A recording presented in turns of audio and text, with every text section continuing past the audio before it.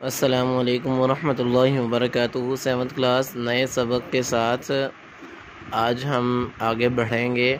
آئیے پاکستان کی سیر کریں۔ اس سبق کے مطالعے کے بعد یعنی اس کو پڑھنے کے بعد، اس کو سمجھنے کے بعد ہمیں معلوم ہو جائے گا کہ پاکستان کے صوبوں میں کون کون سے وسائل ہیں، کون کون سی سہولیات ہیں اور کون کون سی اللہ تعالیٰ کی نعمتیں ہیں۔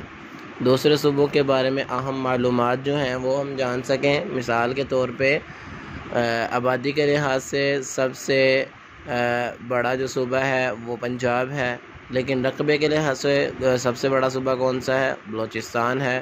اس طرح دوسرے صوبوں کی اہمیت سے واقف ہو سکیں۔ مثال کے طور پہ جو ہمارے پاس سوئی گیس پہنچتی ہے، یہ کس صوبے سے پہنچتی ہے؟ یہ صوبہ بلوچستان سے پہنچتی ہے۔ اسی طرح محاورے کی پہچان کر سکیں کہ محاورہ کیا ہوتا ہے۔ خاص الفاظ: فلک بوس، بہت اونچا۔ الامان والحفیظ، اللہ کی پناہ۔ آثار قدیمہ، پرانے نشانات، پرانے زمانے کے نشانات۔ حلقہ بگوش، دائرے میں آنا، اطاعت کرنے والا۔ ملیہ میٹ، تباہ و برباد۔ سیاح، سیر و تفریح کرنے والا۔ جفا کشی، محنت۔ ہمارا پیارا وطن پاکستان 14 اگست 1947 کو دنیا کے نقشے پر ابھرا۔ پاکستان کو قدرتی وسائل سے مالا مال ملک ہے۔ اس کی سونا اگلتی زمین میں ہر طرح کی فصلیں پیدا ہوتی ہیں۔ اس میں خوش ذائقہ پھلوں کے باغات بھی ہیں۔ اس کے سینے پر بہنے والے دریا ہمارے کھیتوں کو سیراب کرتے ہیں۔ اس میں فلک بوس پہاڑی چوٹیاں بھی ہیں۔ گیت گاتی آبشاریں اس کے حسن کو چار چاند لگاتے ہیں۔ اللہ تعالیٰ نے ہمارے ملک کو سمندر سے بھی نوازا ہے۔ پاکستان کی سرزمین 4 صوبوں پر مشتمل۔ ان صوبوں میں پنجاب، سندھ، خیبر پختونخوا اور بلوچستان شامل ہیں۔ ہر صوبہ پاکستان کی ترقی خوشحالی میں اپنا کردار ادا کر رہا ہے۔ کوئی کسی صوبے کا رہنے والا ہو، وہ پاکستان کے ساتھ دل و جان سے محبت کرتا ہے۔ پاکستان رقبے کے لحاظ سے پاکستان کا سب سے بڑا صوبہ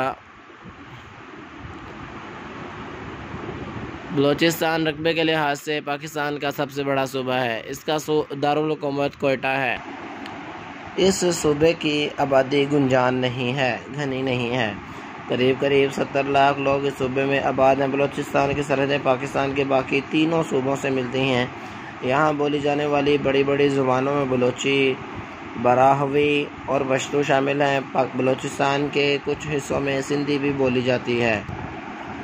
بلوچستان کا زیادہ تر رقبہ بنجر پہاڑوں پر مشتمل ہے۔ یہاں سردیوں میں خوب سردی پڑتی ہے، گرمیوں میں موسم میں درجہ حرارت خوب بڑھ جاتا ہے۔ سبی یہاں کا گرم ترین مقام ہے۔ 26 مئی سن 2010 عیسوی کو یہاں وہ گرمی پڑی کہ الامان والحفیظ، اگلے پچھلے سبھی ریکارڈ ٹوٹ گئے۔ اس روز اس مقام کا درجہ حرارت 53 ڈگری سینٹی گریڈ رہا۔ پہاڑی علاقہ ہونے کی وجہ سے یہاں کبھی کبھار زلزلے بھی آتے ہیں۔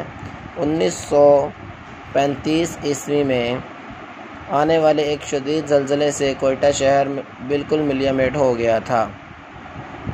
بلوچستان کی سرزمین پھلوں کی پیداوار کے لحاظ سے مشہور ہے۔ پاکستان کا 90% انگور یہاں پیدا ہوتا ہے۔ چری اور بادام بھی وافر مقدار میں پیدا ہوتے ہیں۔ یہاں پیدا ہونے والے دیگر پھلوں میں خوبانی، آڑو، انار، سیب اور کھجور شامل ہیں۔ یہ صوبہ معدنی وسائل سے مالا مال ہے۔ یہاں سوئی کے مقام سے قدرتی گیس بھی نکلتی ہے۔ بلوچستان میں حال ہی میں گوادر کے مقام پر بندرگاہ تعمیر کی گئی ہے۔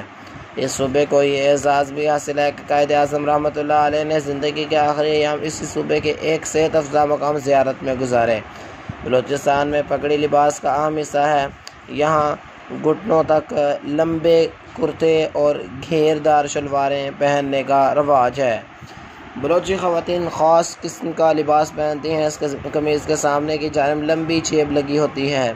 عام طور پر قمیض پر کڑھائی کی جاتی ہے اور اس پر شیشے کا کام ہوتا ہے۔ یہاں کی عورتیں بڑی سی چادر بھی استعمال کرتی ہیں۔ پنجاب 2 لفظوں پنج اور آب سے مل کر بنا ہے۔ پنج کے معنی 5 اور آب کے معنی پانی کے ہوتے ہیں۔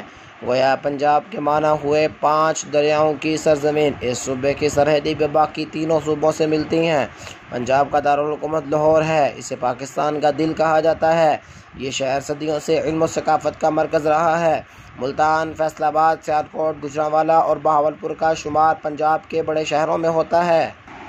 فیصل آباد کو پاکستان کا مانچسٹر کہا جاتا ہے۔ یہاں کپڑا بنانے کی صنعت ہے۔ مانچسٹر اصل میں انگلینڈ کا شہر ہے جہاں پر بہت زیادہ انڈسٹری ہے اور یہ بات پوری دنیا میں مشہور ہے۔ تو دیکھیں ہمیں یہ جو مثالیں بھی ملی ہیں یہ بھی کافروں کے ممالک کی ملی ہیں۔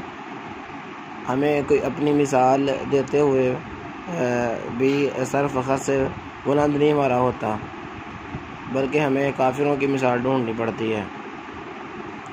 یہاں کپڑا بنانے کی صنعت ہے۔ کھیلوں کے سامان اور آلات جراحی بنانے میں سیالکوٹ کا کوئی ثانی نہیں، دوسرا نہیں۔ عظیم فلسفی شاعر علامہ محمد اقبال اسی شہر میں پیدا ہوئے تھے۔ عزیز طلباء، اسی طرح اس کا آگے آپ نے مطالعہ کرنا ہے۔ ویڈیو بہت زیادہ لمبی ہونے کی وجہ سے پھر اپلوڈ نہیں ہوتی، پھر گھنٹوں انتظار کرنا پڑتا ہے اپلوڈنگ کے لیے۔ تو عزیز طلباء یہ نہایت آسان ہے، اس میں مشکل الفاظ آگے نہیں ہیں۔ آثار قدیمہ شروع میں نے آپ کو بتا دیا تاریخی نشانات۔ تو یہ آپ کا سبق ہے، انشاءاللہ کل ہم ایکسرسائز سولو کریں گے ڈیٹیل کے ساتھ۔ السلام علیکم ورحمۃ اللہ وبرکاتہ۔